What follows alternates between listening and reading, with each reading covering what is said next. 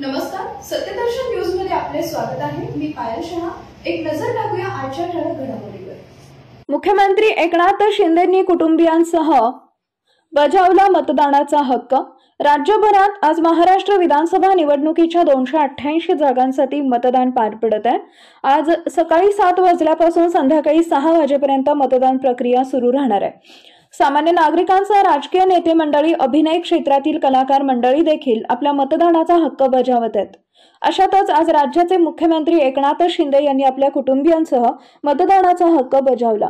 मुख्यमंत्री एकनाथ शिंदे यांनी ठाण्यातील कोपरी 5 पाखडी मतदारसंघातील मतदान केंद्रावर सहकुटुंब मतदानाचा अधिकार बजावला।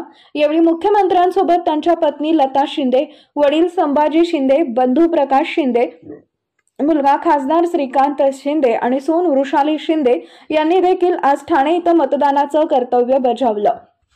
दरम्यान ठाणे विधानसभा मतदारसंघातून मुख्यमंत्री एकनाथ शिंदे स्वतः उमेदवार म्हणून विधानसभेच्या निवडणुकीच्या रिंगणात आहेत।